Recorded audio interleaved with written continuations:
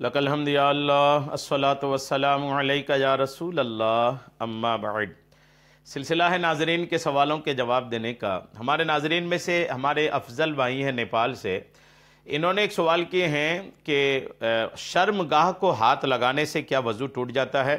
پورا سوال ان کا یہ ہے کہ غسل کرنے کے لیے گئے، وضو بنایا، غسل کیا، غسل کے دوران عموماً شرمگاہ کو ہاتھ جاتا ہے، تو غسل سے پہلے جو وضو بنائے تھے، اب غسل کے دوران شرمگاہ کو ہاتھ لگانے کی وجہ سے کیا وہ وضو ختم ہو گیا؟ وضو غسل کرنے کے بعد دوبارہ بنانا پڑے گا؟ یعنی اصل میٹر ان کا یہی ہے کہ شرمگاہ کو ہاتھ لگانے سے وضو ٹوٹتا ہے یا نہیں ٹوٹتا۔ اس تعلق سے ان کا سوال ہے، آئیے جواب سننے کی احادیث پاک کی روشنی میں سعادتیں حاصل کرتے ہیں۔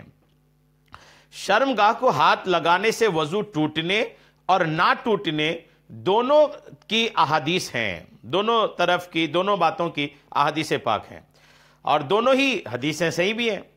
جیسا کہ حضرت عبداللہ ابن ابی بکر رضی اللہ تعالی عنہما فرماتے ہیں کہ انہوں نے حضرت عروہ رضی اللہ تعالیٰ عنہ کو کہتے سنا کہ میں مروان بن حکم کے پاس گیا اور ان چیزوں کا تذکرہ کیا جن سے وضو ٹوٹ جاتا ہے۔ مروان نے کہا، اور عضو تناسل یعنی شرمگاہ کو چھونے کا کیا حکم ہے؟ تو اس پر عروہ جو صحابی رسول ہیں وہ کہتے ہیں مجھے یہ معلوم نہیں۔ مروان کہنے لگا مجھے بسرا بنت صفوان رضی اللہ تعالی عنہا نے خبر دی ہے کہ انہوں نے رسول اللہ صلی اللہ تعالی علیہ وسلم کو فرماتے ہوئے سنا، جو اپنا عضو تناسل یعنی شرمگاہ کو چھوئے وہ وضو کرے۔ یہ سنن ترمذی کتاب الطہارت کی صفحہ 61 کی حدیث نمبر 82 ہے۔ جبکہ قیس بن طلق رضی اللہ تعالی عنہ نے اپنے والد سے روایت کی کہ رسول کریم علیہ السلام سے ایک شخص نے ستر کو ہاتھ لگانے، شرمگاہ کو ہاتھ لگانے پر وضو کرنے کے متعلق حضور سے پوچھا، تو آقا کریم علیہ السلام نے فرمایا حل ہوا الا بدعۃ من جسدک۔ نبی فرماتے ہیں کہ وہ شرمگاہ وہ بھی تو تمہارے جسم کا ایک ٹکڑا ہی ہے۔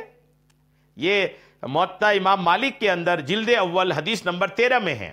تو دو طرح کی حدیثیں ہو گئی، اور اسی طرح عطا ابن رباح رحمۃ اللہ تعالی علیہ سے مروی ہے کہ عبداللہ ابن عباس رضی اللہ تعالی عنہما سے شرمگاہ کے نماز کے اندر چھو لینے کے بارے میں پوچھے گئے سوال کا جواب دیتے ہوئے فرمایا کہ ما ابالی مسستہ او مسستو انفی، یہ کہتے ہیں کہ میں اپنے ستر کو چھونے اور اپنے ناک کو چھونے میں فرق نہیں سمجھتا۔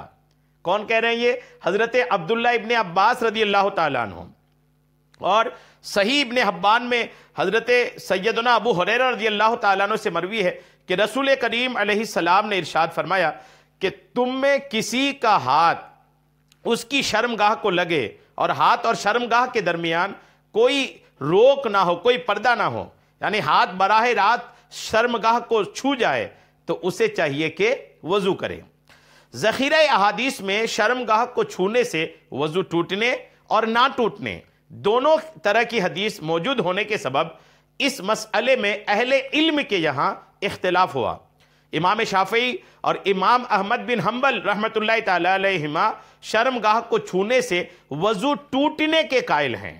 کون؟ امام شافعی رحمۃ اللہ علیہ اور امام احمد بن حنبل۔ تو جو شافعی مسلک کے ہیں، حنبلی مسلک کے ہیں، ان کے یہاں تو شرمگاہ کو چھونے سے وضو ٹوٹ جائے گا، لیکن امام اعظم ابو حنیفہ رحمۃ اللہ علیہ کے نزدیک شرمگاہ کو چھونے سے وضو نہیں ٹوٹتا۔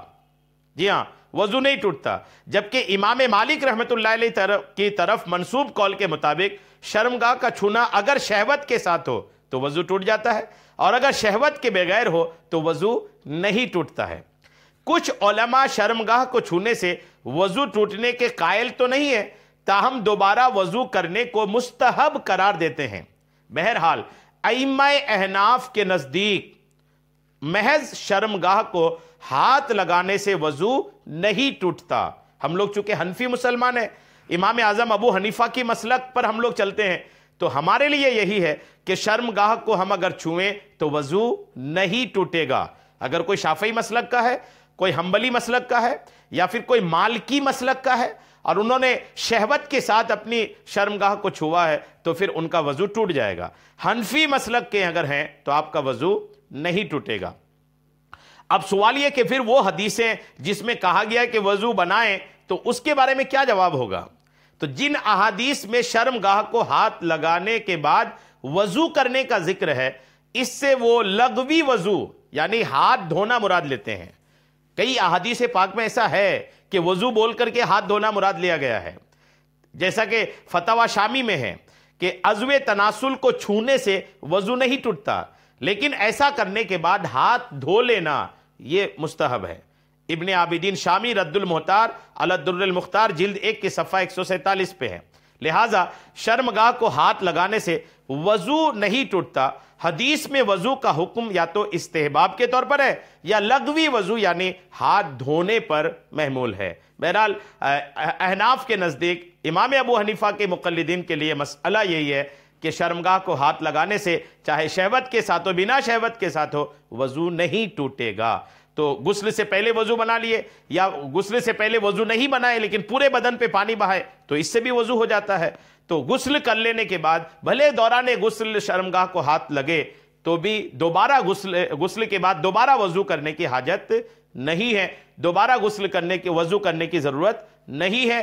غسل سے جو وضو بنتا ہے اسی سے نمازیں آپ پڑھ سکتے ہیں۔ امید ہے میری بات آپ کو سمجھ میں آ گئی ہوگی۔ اللہ کریم ہم سب کو عمل کی توفیق عطا فرمائے، آمین، بجاہ النبی الامین صلی اللہ تعالی علیہ وسلم۔